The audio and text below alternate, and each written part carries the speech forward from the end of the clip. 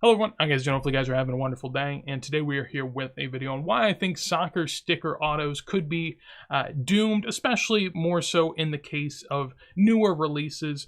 Most releases of any modern box is going to be heavily relied upon with the hit of autos and what you can chase and what are really the big ticket things. And so everyone's chasing that, whether it be pulling it from a box or trying to get them off of eBay or whatever site as soon as they come out. Typically, they command really high prices, and so this video is going to be me delving into that and why I don't think that it's probably the best way to go. Of course, if you like collecting this sort of stuff, if it's what gets your, hobby juices flowing, by all means, continue doing you. This is more so for people that might think that it's, a great sort of value when maybe it might not be. And so that's more so what I'm talking about here. With that said, though, let's get into it. So we'll start with the new-ish signers that at least come to mind whenever I think of this topic. There are other names that also are in the same realm, but these are the three I decided with, so we'll just go with them. First one on the left, David Beckham. The cards depicted matter less, but, just to give you a relative idea, that card is $370, recently purchased. The gold Zidane in the middle is obviously gold, so it's low numbered, I believe out of 10. And it's asking $3,000, obviously an ask price, but should receive a pretty high bid considering, at least from what I saw, just generally on eBay, all the Zidane stuff was really, really expensive. So I don't think it's anything out of this world, but obviously it's high since it hasn't been bought yet. Then you have Erling Haaland. That was an immaculate Man City card purchased for near $800. And all of these are signings that, the market is really, really keen on. David Beckham only started signing recently in the last 2 to 3 years. Zidane is a very new addition to the signees. And Erling Haaland is just the man of the moment and a young prospect that people can get autos of, so he also fits the mold.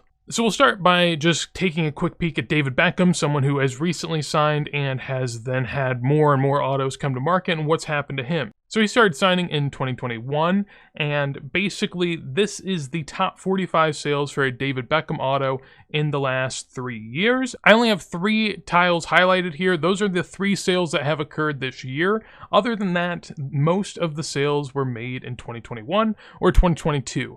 And what that's telling me is that, more people were willing to spend lots of money on David Beckham autos when they came out as opposed to now once there's been a few years for them to simmer. To be fair, there are going to be, more high-end David Beckhams pulled in those first couple years that people are truly going to care about. But the differentiation between a, post-playing career David Beckham auto from one year to the next is very, particular and niche, and it's hard to tell if that will maintain over time. I looked at other sticker autos, and some of them have fallen from, say, $1,000 to near $200 to $300, much more collectible prices, but also much lower. So that's just David Beckham, though. That's one example, and you could try to hit in different ways, right? And I think that that's what people will always try to do, is find different ways to attack the same sort of objective.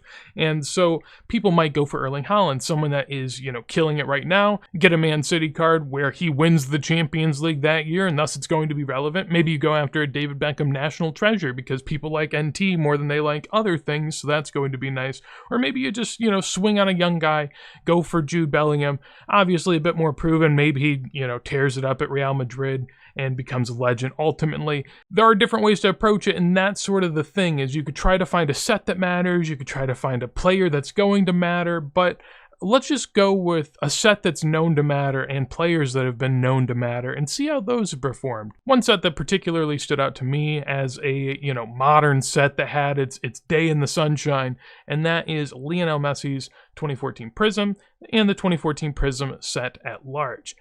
As you can tell, there is a massive Eiffel Tower here in the middle of this graph. That is what we call the Prizm boom of 2020, particularly August of 2020, July of 2020. That was when it really got very, very spicy. Even to this day, the golds have done very, very well. In 2023, the most recent sale was near 90,000. Prior, it had sold for $200,000 in PSA 9, and back in the day, you could get that for as low as $800, at least raw, when it was first coming to market. So for me, when I think of a sticker auto set that has notable players that came from a very notable product, 2014 Prizm is that set to me. Full disclosure, I own maybe like 6 or 7 of the autos in the set out of all of them. None of the big ones, mostly USMNT, so it's just a collecting thing for me. So full transparency, I'm not here to pump and dump. More so looking to dig into the information that we can gain from looking at this sort of stuff. The reason why I chose the 2014 Prizm set seems pretty obvious to me, at least. Maybe it isn't to others, but in terms of notable sticker auto sets with tons of legends from a prominent set that people care about, I mean, 2014 Prizm is basically the beginning of modern soccer and takes us into that era, so I think that it makes sense. You can debate 2014 Prizm in terms of, where it stands all time, but it has modern autos in a modern set from a modern year that people are going to care about and will stand the test of time, at least more so than most any modern set I can think of. And for that reason, I'm going to use it as sort of the comparison that we'll make going forward. So this is to say, what happens if you do have a great player, a great sticker auto, in a great set over time? How can that play out? Best case scenario, right? And so the 4 main players from this set, at least as far as I'm concerned, is Lionel Messi, Cristiano Ronaldo, Pele, and Neymar. And to start the prices for their cards around the release date, I typically took a couple months after so that prices could go a little bit lower. But generally speaking, and to maybe some people's surprise, Cristiano Ronaldo dwarfed both Pele and Messi. Also keep in mind that there is differentiating print runs on their autographs, and they're not numbered, so you sort of have to figure that out on your own. Pele, at least from what I can find in 2014, didn't have a lot selling, while in comparison to Messi, who had many, and Neymar, who had even plenty as well. All that to say that, one-to-one comparisons between these players isn't really what we're looking for. We're going to look more towards, how much did they grow over time?